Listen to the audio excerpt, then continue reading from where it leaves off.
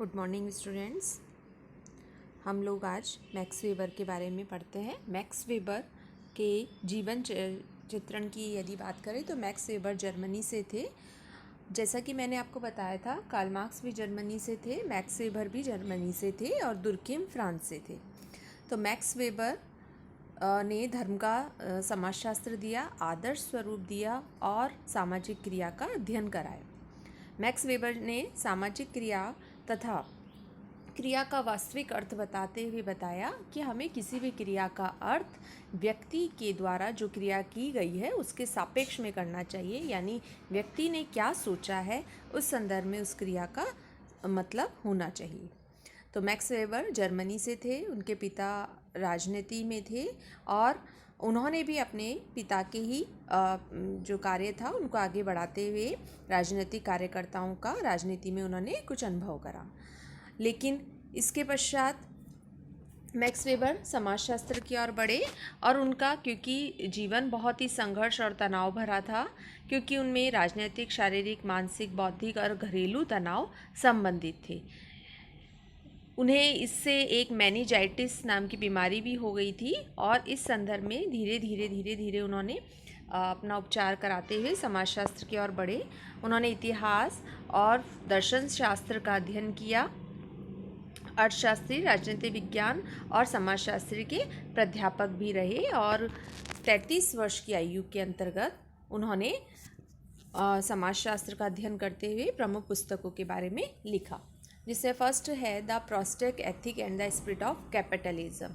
इसमें उन्होंने कैपिटलिज्म जो पूंजीवाद था उसका, जैसा कि मार्क्स ने बताया था कि सिर्फ हमारी जो पूंजीवाद संरचना है वो सिर्फ आर्थिक संरचना से प्रभावित होती है या हमारे समाज की संरचना आर्थिक व्यवस्था से प्रभावित होती है, लेकिन मैक्स वेबर ने इसमें थोड़ा सुधार करते हुए बताया कि सिर्फ आर्थिक व्यवस्था ही किसी सामाजिक व्यवस्था को प्रभावित नहीं करती है, बल्कि वहाँ पे उपस्थित राजनीतिक व्यवस्था, वहाँ की सामाजिक व्यवस्था, आध्यात्मिक अवस्था सभी किसी समाज की क्रिया को प्रभावित करती है। तो इस संदर्भ में the Protestant ethic and the capitalism उन्होंने 1903 में लिखी, जो 1905 में पूर्ण हुई।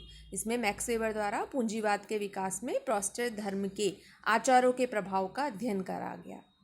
पूंजीवाद के विकास में प्रोटेस्टेंट धर्म के आधारों का प्रत्यक्ष संबंध होता है। उन्होंने कई धर्म जैसे बौद्ध, ईसाई, यहूदी, इस्लाम, हिंदू आदि धर्मों के भी अध्ययन को प्रस्तुत किया, किंतु उनके जो धर्म के समाजशास्त्र का अध्ययन था वो उनके जीवन के काल में पूरा नहीं हो सका और उसके पश्चात 3 पुस्तकें संपादित और प्रकाशित की गई। इसमें पहली है the Hindu social system 1950, the religion of China, communism and fascism, और ये थी 1951, और एक थी एनिसेंट जुडाइज्म 1952। इसी प्रकार उन्होंने अपनी second book the religion of China लिखी, the religion of India, the theory of social and economic organisation.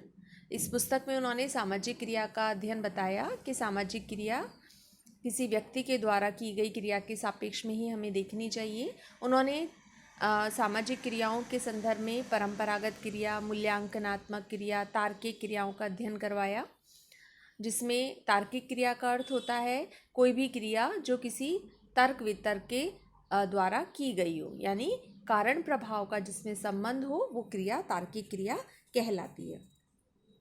सामाजिक क्रिया की परिभाषा देते हुए उन्होंने बताया कि जब व्यक्ति या व्यक्तियों द्वारा लगाए गए व्यक्तिनिष्ठ अर्थ के कारण वह क्रिया दूसरे व्यक्तियों के व्यवहार से प्रभावित हो और उसके द्वारा उनकी गतिविधि निर्धारित हो, इस प्रकार इस क्रिया को हम सामाजिक क्रिया कहते हैं। सामाजिक क्रियाएं भूतकाल, वर्तमान व भावी व्यवहारों से प्रभावित हो सकती है और यह भी आवश्यक नहीं कि प्रत्येक क्रिया सामाजिक क्रिया हो। सामाजिक क्रिया में सिर्फ वही क्रियाएं आएंगी जो दूसरे के स्वभाव से, दूसरे के व्यवहार से प्रभावित हो। इसका मैं एक उदाहरण देना चाहूँगी। जैसे मंदिर में अगर कोई पुजारी पूजा करवा रहा है तो वह क्रिया सामाजिक क्रिया है, क्योंकि उसके व्यवहार से हमारे व्यवहार प्रभावित हो रहा है। परंतु सिर्फ अगर हम बैठ के अकेले वहाँ पूजा कर रहे हैं तो वह क्रिया हमारी सामाजिक क्रिया नहीं होगी, क्योंकि वो किसी के व्यवहार से प्रभावित नहीं हो रही है। इसी प्रकार प्रत्येक का संपर्क भी सामाजिक संपर्क हो, सामाजिक क्रिया ही हो, यह भी आवश्यक नहीं। वही क्रियाएं सामाजिक क्रियाएं कहलाएंगी जिसमें क्रिया का प्रभाव अर्थपूर्ण हो और एक दूसरे को प्रभावित करने वाले व्यक्ति भी परस्पर संबंधित होने चाहिए। जैसे वर्षा के आने पर सभी व्यक्ति अपना अपना छाता खोल कर लगा देते हैं, यह क्रिया अवश्य है लेकिन सामाजिक क्रिया नहीं है, क्योंकि यह क्रिया वर्षा से प्रभावित हो रही है, ना कि व्यक्तियों से प्रभावित हो रही है। लेकिन यदि वर्षा नहीं आ रही और हमने किसी व्यक्ति के देखने के सिर्फ उसके देखने मात्र से उसके व्यवहार के अनुसार यदि हमने वह क्रिया करी है तो वह क्रिया सामाजिक क्रिया होगी। इस प्रकार व्यक्तियों ने परस्पर एक दूसरे को प्रभावित नहीं करा, बल्कि वर्षा ने प्रभावित करा है, और हम वर्षा से प्रभावित होकर हमने अपना छाता खोला है, तो वह क्रिया सामाजिक क्रिया नहीं कहलाएगी। इस प्रकार वेबर ने 4 प्रकार की सामाजिक क्रियाओं का वर्णन करा है, जिसके अंतर्गत तार्किक क्रिया, मूल्य अभिमुख तार्किक क्रिया, भावनात्मक क्रिया एवं पारंपरिक क्रियाएं आती हैं। इसी प्रकार वेबर ने समाजशास्त्र के लिए पद्धति शास्त्र के विकास में भी महत्वपूर्ण योगदान दिया है। उन्होंने प्राकृतिक घटनाओं एवं सामाजिक घटनाओं में मौलिक अंतर बताया है।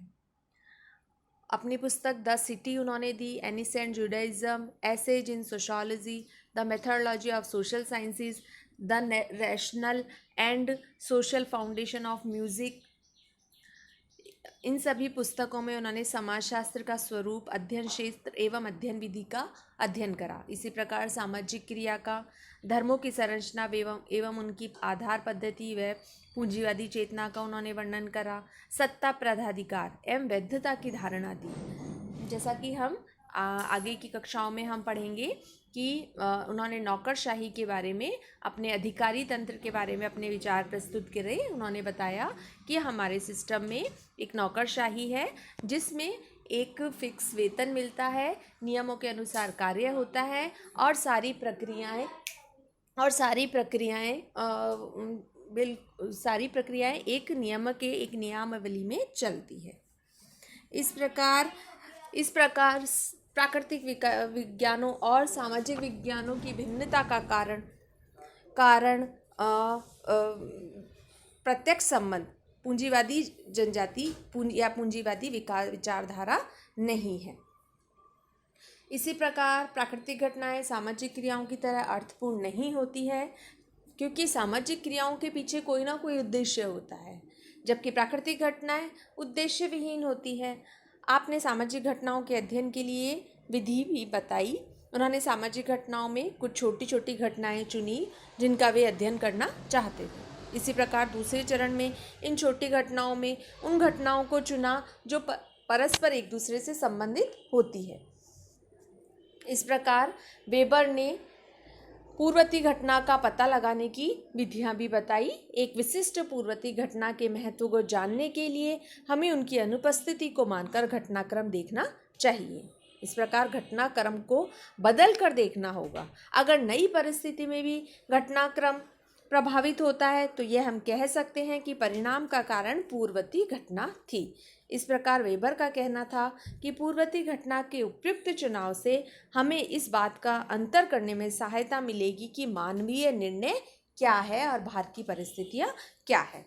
इस प्रकार ये जो वेबर की पुस्तक है उनमें इन सभी विचारधाराओं के बारे में विस्तार से अध्ययन किया गया है, जो हम अपनी अगली कक्षाओं में विस्तार से अध्ययन करेंगे। धन्यवाद।